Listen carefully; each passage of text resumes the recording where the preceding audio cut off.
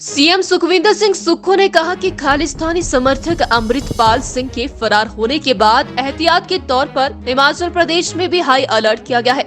हालांकि हिमाचल प्रदेश में कानून व्यवस्था काफी चाकचौंध है और यहां पर इस तरह की घटना की कोई संभावना नहीं है, लेकिन फिर भी सरकार अलर्ट है।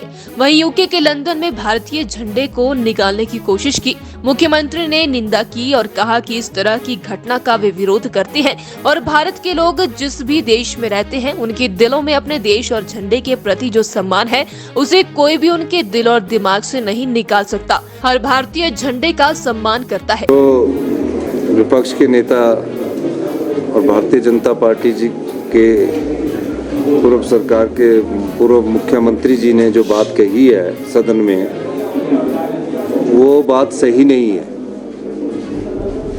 और जो योजनाएं होती है, जो पिछली योजनाएं होती है, वो कंटिन्यूटी प्रोसेस में होती है। जो कुछ चेंज की जाती है उसके नाम के आगे लिखा होता है। हमने हिम केयर को अभी बदला नहीं है, हिम केयर योजना को अभी चली है, उसमें और सुधार की जरूरत है, उसको और सुधार भी कर रहे हैं। और सहारा योजना, दोनों योजनाओं को हमने जारी रखा है। जो समाज के हित में और हिमाचल के लोगों के हित में जो भी योजना होगी, हमारी सरकार उनको जारी रखेगी।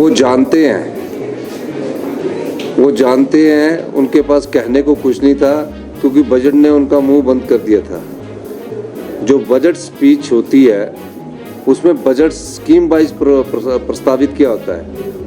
अब जैसे हमने कहा कि कांगड़ा एयरपोर्ट में 2000 करोड़ रुपया खर्च होना प्रस्तावित है और वो कह रहे थे कि उसमें 300 कुछ करोड़ रखा है। जब वो खर्च होगा तो उसके बाद और आता है, हर क्वार्टरली पैसा आता है। तो वो सब चीज़ें जानते हैं, पर लेकिन उनके पास कहने को इस बजट में कुछ नहीं था। तो इस प्रकार के वो आंकड़े प्रस्तुत करके अपनी राजनीतिक रोटियां जो सेकने की बात कर रहे थे, वो बात है। जब बजट रखा जाता है और बजट बुक को रखा जाता है, वो एक सरकारी डॉक्यूमेंट होता है। उसमें जो सरकार द्वारा कहा जाता है वो तथ्य होते हैं, तर्क होते हैं। लेकिन जब विपक्ष में आ जाते हैं तो वो आंकड़े बताते हैं कि इसमें इतना करोड़ रखा था, इसमें इतना करोड़ है।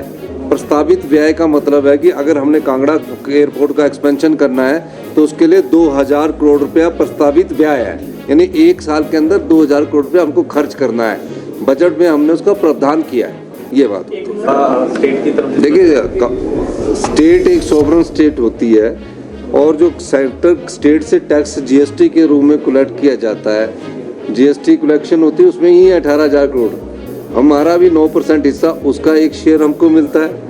और जो सेंटर की पीएमजीएसवाई योजना है, सेंटर के पास कोई अपनी योजना थोड़ी होती, वो तो स्टेट के टैक्सेस से कलेक्शन करते हैं, डीजल से कलेक्शन करते हैं, एजुकेशन सेस लगा के, पेट्रोल से कलेक्शन करते हैं सेस लगाकर। उसका पैसा जो हमारी परसेंटेज के हिसाब से मिलता है वो आता है। ये कोई नई बात थोड़ी है, उनके समय भी आता था, हमारे समय भी आता था। ये नई बात है कि 75,000 के करोड़ रुपए के कर्जे में वो सेंटर से डबल इंजन की सरकार एक भी पैसा नहीं दिला सकी। हमने आज उनको गिना दिया, वो उल्टा गिन रहे थे कि क्या क्या बात, पता नहीं कहाँ का कर्ज बोल रहे थे। 6th पे कमीशन लागू हुआ, पेंशनर्स को अभी तक एरियन नहीं मिला है। जो सरकारी कर्मचारी जो पेंशन वाले होंगे ना, उनको कोई नहीं मिला है। और जो सरकारी कर्मचारी और अधिकारी अभी लगे हैं, उनको भी अभी उसका 6th पे कमीशन का एरियन नहीं मिला। फिर उन्होंने क्या किया कि डीए की किस्त डिक्लेयर करा दी। भाई आप मुख्यमंत्री थे, आपने डीए की किस्त डिक्लेयर करवा दी तो उनको देना भी चाहिए था। तो 75 और ये 11,086 करोड़ है मेरी बजट बुक में है। बजट बुक में जो डॉक्यूमेंट्स होते हैं वो एक सरकारी दस्तावेज होता है। और बजट के बाद जो एलोकेशन ऑफ बजट होती है वो स्कीम वाइज बजट होती है। जैसे जैसे पैसा स्कीम से खर्च होता जाता है उसमें और पैसा आ जाता है। ये योजनागत तरीके से पैसा उसमें आता है। जब बजट प्रस्तुत किया जाता है तो इतना पैसा हमने खर्च करना है। ये तो पैसा भी खर्च नहीं कर सके, कई जगह कैपिटल एक्सपेंडिचर इन्होंने 1,500 करोड़ कम खर्च किया। तो उन्हें थोड़ा सा कहने को कुछ नहीं था। अब उन्होंने विरोध तो कर दिया, इधर उधर की बात करके उन्होंने अपना 1 घंटे का भाषण कर दिया कि ये खर्चा किया, ये खर्चा किया, ये नहीं है। वो भी जानते हो, मुख्यमंत्री रहे हैं, कि इस बार बजट बहुत अच्छा है और बजट में सभी वर्गों का ख्याल रखा गया है, युवाओं का खासकर ख्याल रखा गया है।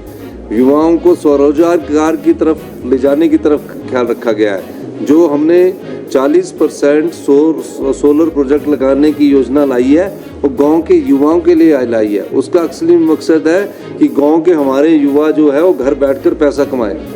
तो ये योजना भी थोड़ा सा विस्तृत और आएगी तो आप लोग भी पाएंगे कि हम सब लोग भी इस योजना के अंतर्गत लाभ उठाए।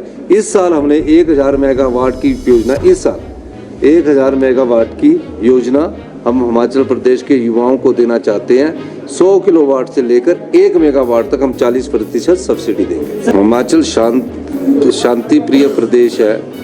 हिमाचल में कानून व्यवस्था अच्छी है, लेकिन इसका ये मतलब नहीं कि हिमाचल में ऐसी घटनाएं नहीं हो सकती है। हमने सख्ती करने का निर्देश दिया है, हाई अलर्ट पर हमने हिमाचल को रखा है। और दूसरी बात जो आप कह रहे हैं कि जिनके हिंदुस्तान में के नागरिक जहाँ भी रहते हैं, जिनके दिलों में झंडा रहता हो, वो कोई ऐसी बड़ी बात नहीं है कि उसको निकाल कर हमारे दिल और दिमाग से भारतीय झंडा, जिसका हम सब लोग सम्मान करते हैं, वो हमेशा हमारे दिल में है, हमारे दिमाग में भी है। हम सब उसकी इज्जत कर सकते हैं। ठीक है, राजनीतिक रोटियां सीखने के लिए कई बार ऐसा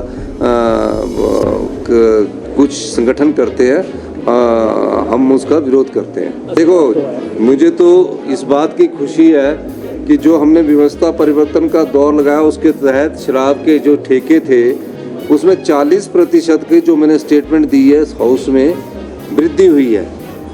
520 करोड़ रुपया हमारे एक साल में एक्स्ट्रा आया है। और जो हमने दूध का सेस लगाया है उससे 100 करोड़ रुपया और आने की संभावना है। यानी कि रात वाले साथियों से हमने अनुरोध किया कि रात को जब आप बैठोगे तो आप सवेरे दूध के लिए भी 10 रुपये दे रहे हैं, सुबह उठ के दूध भी पीना है तो उसका 10 रुपये दे रहे हैं आप। तो इस दृष्टिकोण से उसमें भी हमारे पास 100 करोड़ रुपया आएगा। 520 करोड़ किसके भले में लगेगा? युवा के भले में लगेगा, इलेक्ट्रिकल व्हीकल्स खरीदने में लगेगा, टैक्सी के इलेक्ट्रिकल व्हीकल्स को कन्वर्ट करने के लगेगा। तो ये योजना हम जो लाए हैं वो ठीक है। इस बार का बजट सभी बजटों से हटकर है, योजना वाइज है। पहले वो ट्रेडिशनल बजट होता था, हमने योजना वाइज स्कीम बेस्ड बजट लाया है।